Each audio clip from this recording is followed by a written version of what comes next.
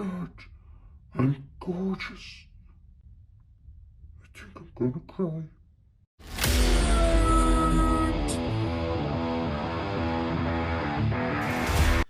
What's happening, Cybertronians? I know it's been a while since I've posted a review. I do apologize about that. Work and life just get in the way, you know yourself. Have to pay the bills. But today, I decided it's about time a review came out, and what better to review than this Transformers Studio Series Bumblebee movie Shockwave. So we'll take a quick look at the packaging first. Just bring the camera back here, and it's actually very nice packaging here. Love the artwork that's on the front here. Piercing yellow eye there. Now, some people will complain about that. You should have a red eye being Decepticon. Honestly, it doesn't bother me. Same artwork on the side here. On the back, your obligatory product shots. And brief bio there. Very brief bio, in fact. No, wait. Sorry, I tell a lie. That's the bio there. You think I'll get this right? I'm a professional, goddammit. And there is the top. Now, mine did unfortunately get damaged in shipment, but it was only on the box. On the side here, another image of Shockwave and an Autobot logo, which I'm no expert, but I'm pretty sure he's a Decepticon, not an Autobot.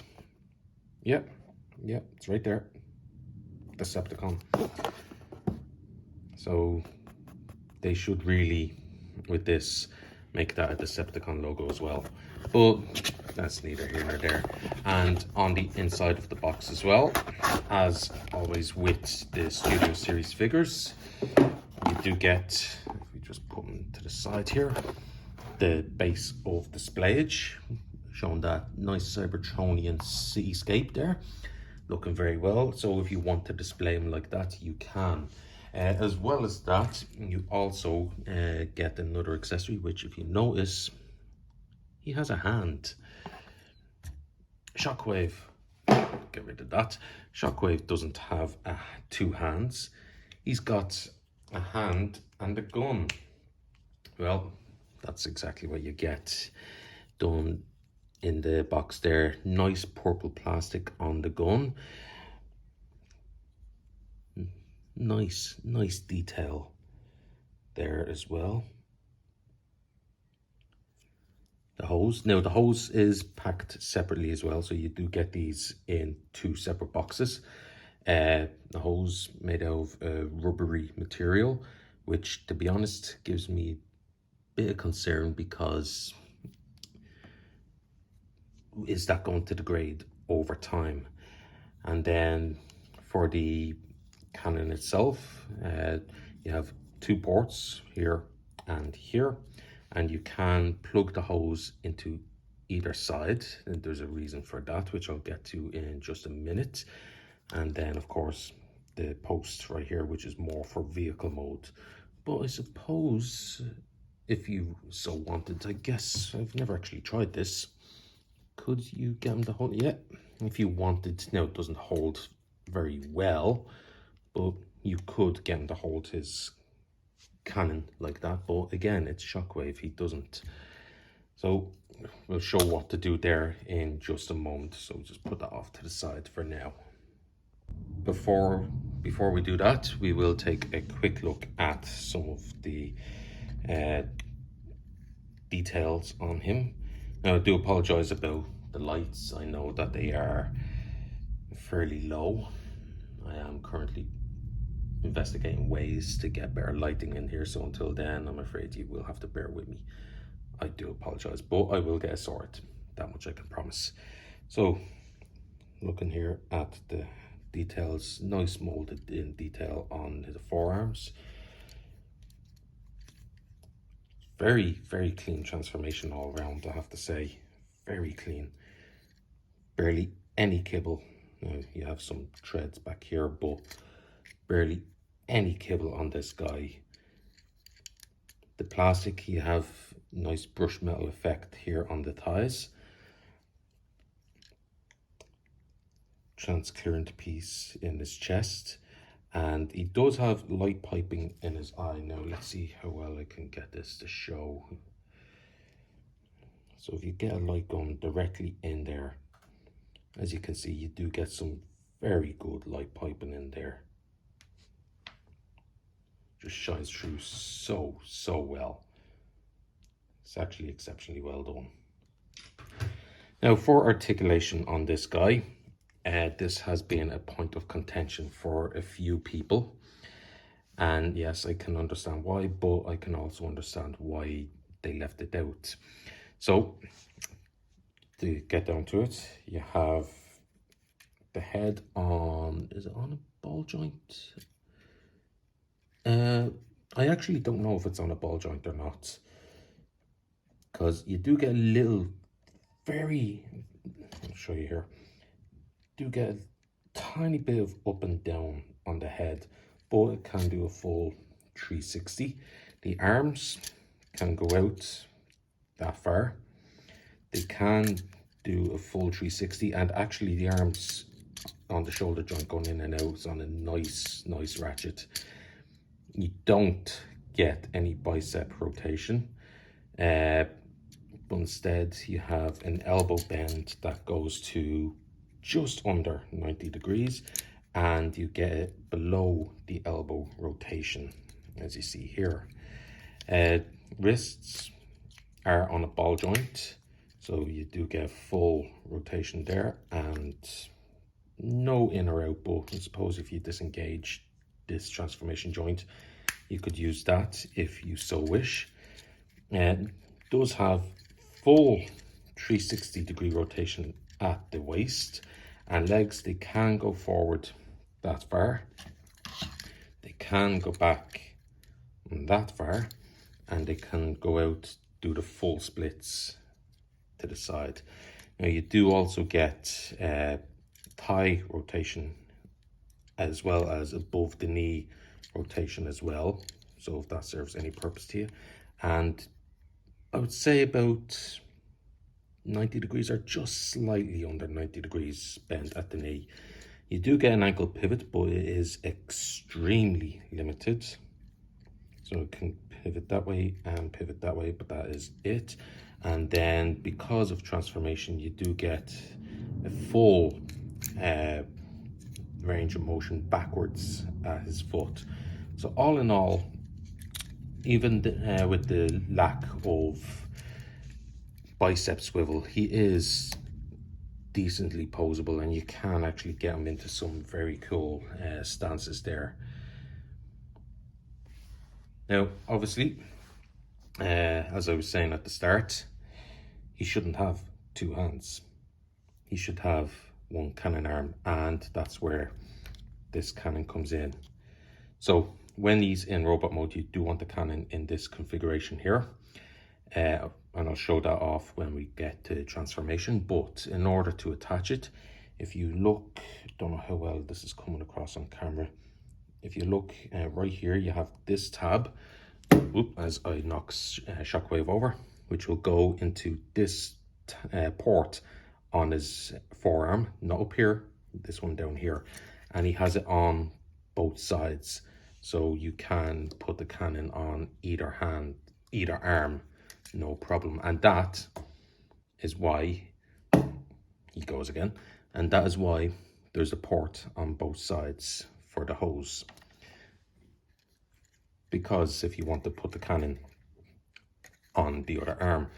Now the other end of the hose here, you have two ports right up here underneath his shoulder fins, and you just plug it in just like that, and then line it up. Now I found personally, when you're trying to get this cannon attached, it can be tricky. There is a bit of fiddle factor there, but if you look at it from this angle here, right, literally from this angle, you have a better chance to get it on. But before you do, what you want to do is just open up the transformation joint, flip the hand in, close that up and you're good to go. So we will just get that pegged on right there, and there you have Shockwave fully armed up, looking just menacing. And I do like that. I do. It's very, very good, faithful rendition of his movie on-screen appearance, and it just looks phenomenal. Now, just to show you what I mean about good posability with this guy, even though he doesn't have a bicep swivel on either arm, you would think that would hinder it, because then you'd be thinking he'd be stuck with his cannon pointed to the side like that anytime he wants, or anytime you want to pose him with it. But no, because of the below the elbow rotation, you can still get that cannon pointed the right way and have him looking just epic pointing that off. So getting down to comparisons, here we have Shockwave with the Voyager class War for Cybertron Soundwave, the Earthrise mold, I believe. And here we have him with the Voyager class Kingdom Cyclonus. And actually, that size works. I like that. I don't have, unfortunately, any other movie toys, Voyager toys, so unfortunately no comparisons with the movie figures. I do, however, as you seen at the start of the video, have the Masterpiece Shockwave G1, G1 Inspired, G1 Inspired, G1. Enough of that. I don't usually try to compare Masterpiece figures with mainline, two completely different classes, but just for the sake of this review, I thought I'd splash out a bit. Anyway, getting down the transformation for this guy is actually very, very simple, but it works. So what you want to do first is you want to remove the cannon from his forearm, and just, I find it helps if you get underneath here to peel it off. And if you want, you can leave it attached, dangling down just like that, if you want, or if you want to remove it altogether, you can do that as well. Me, I just leave it there, it doesn't bother me that much. So you come to the other arm and get that hand flipped in as well, just push that until it clicks.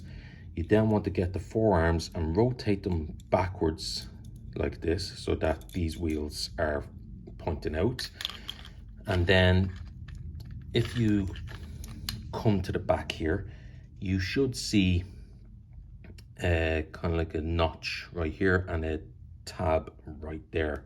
So what you want to do is you want to, when you have the arms rotated backwards, you want to have this notch, and I don't know how well you can see on this camera, and this tab and those notches lined up, so that when you bring it back, it should just tube into place just like that.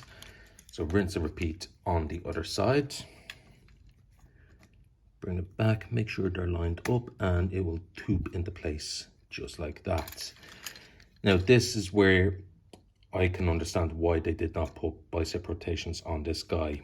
If you actually look very close on the back, right there, there is a tab, and it's on both sides, and that tab goes into, again, I don't know how well you can see it on this camera, but it goes into that slot right there. So just push it in there just like that on both sides. Then what you want to do is come to the chest and just start finagling it off. Now, the first time I transformed this chest piece was secure on there, but you just want to bring the whole chest piece, including the abdomen, down, not like this, but bring it out like that first. There we go, you pull it out just like that, and then bring it down just like that, which in turn ends up exposing this port. Get the head, just bring that down and we'll leave it there for now. So coming down to the legs, what I do, bring the legs out to the side just like that, and then at this spot right here, halfway in the thigh, you just bring the legs forward just like that, actually just like the Studio Series Perceptor mold. And then you come around to the back of the legs, you have these threads here, you want to pull them out, flip them around 180, rinse and repeat on the other side. And once you have that done, get the feet and just fold them up all the way. You will feel them soft tube into place. Once you have that done, just spread the legs out just a little bit, because you're going to end up, this tab right here is going to go into these ports right here on the inside of the legs. So what you do is bring that down. Oh, and also there are, again, I'll try my best to show this. You have these tabs here sticking out at the sides of these armatures, and they will go into, sorry, just bear with me, I have to get some light and really need to get a better light for this. But you can kind of see it there. There's notches right here that those tabs will go into, and that will keep the armature in place. So just bring that down. Now, if they don't line up straight away, it just means the hips have to be rotated forward a bit more. But you just push them down like that, and then close the legs in, putting the tabs that are on the side of his chest into the ports that are just above his knee, just like that. Then what you do is you have this piece right here and a little notch right there, and then this tab will go into that notch. So just fold that down and you will feel it just friction hold into place, but it holds in very securely. And then for the final steps, obviously with his arms like this, he can't do much. So get your fingers underneath these back fins and then just rotate up. You will feel it tube into place. It doesn't snap or lock in, but it does hold securely enough. And then for the final touches, the cannon arm, bring down this post, the one that I showed off earlier, bring it all the way down just like that. Then you extend the cannon barrel out. Now, I just want to say the instructions actually say nothing about extending the barrel at all, but you extend it out like that, and you have a hinge in here as well as a hinge there, so it does accordion in just like that. So I do like that. And then just with this post, that's you have to bring down, plug it into this port right here, and there you have Bumblebee movie Shockwave in his H-Tank mode. Now, he never actually transformed on the film. Actually, just lower my camera down a bit here, so apologies. There we go. So yeah, as I was saying, he never actually transformed in the Bumblebee movie, but I like this. It is simplistic but effective. The only thing that I don't like, me personally, is just the way you have these just gaps left there at the where his feet used to be. Now, with this mold, I believe it is a reuse heavy remold of which Shockwave was it again? I think it was the Prime, Transformers Prime Shockwave. Correct me if I'm wrong, let me know down in the comments below. But I believe it was the design for it was taken from the Transformers Prime Shockwave, which had a very similar transformation, but they had something here to fill in those gaps. But other than that, I think this just looks fantastic. Here he is from the side, from the top. Now, yes, he is gappy, but he's an alien tank that turns into a robot. So there was bound to be gaps. I'm not a big fan of the way this looks at the back.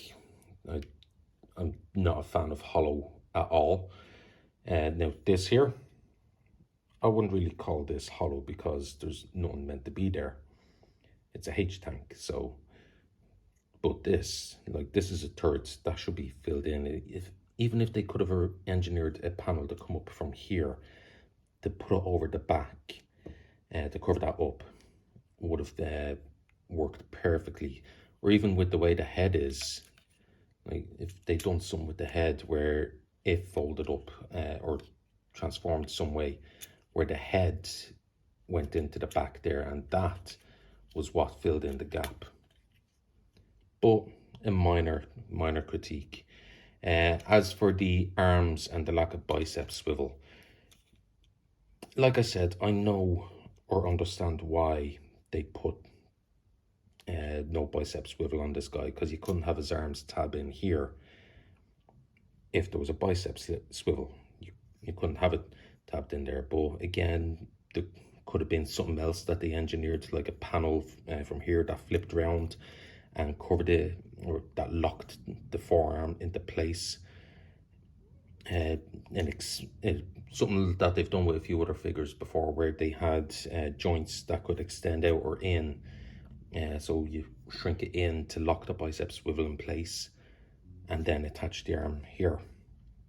But again, minor critique, and here he is from the bottom. So yeah, you can pretty much see exactly how this guy works.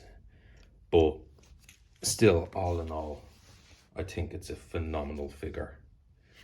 So moving on to comparisons again. Here he is with the Netflix War for Cybertron Earth Mode Soundwave. And you can actually see just how much this guy is starting to yellow. I'm gonna have to look up ways to get rid of that yellowing, because that's just ugly now. And here he is with the Earthrise War for Cybertron Cyclonus. Kind of works.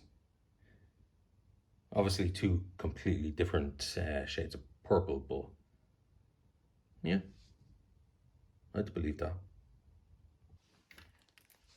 But anyway, that has been my look at the Studio Series Bumblebee movie Shockwave. And it is a very, very, very fun figure to mess around with. I've lost count how many times I've just flipped this guy back and forth between tank and robot mode. The transformation is smooth, it's enjoyable. Yes, he's gappy in places, but he's an alien H tank. So, just Emgo says it all the time, slap the word Cybertronian in front of it, and yeah, it works. Because it's an alien. So how the hell do we know what alien vehicles look like? So yeah, that doesn't bother me too much.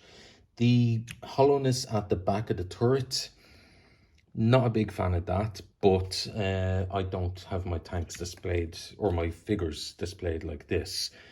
It's sideways or head on, so that doesn't bother me too much.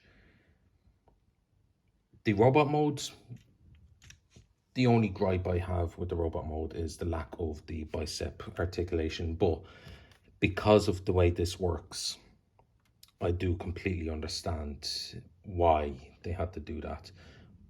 Do I think there was other ways that they could have done it? Yes. But would that have brought the price up? Maybe. Who knows? But it is what it is, and I think is an extremely enjoyable figure to mess around with. And if you're in any way a Shockwave fan, definitely pick this guy up. You will not be disappointed. Anyway, that has been, as I said, my look at the Transformers Bumblebee movie Shockwave. And remember, being a nerd is the right of all sentient beings. Peace.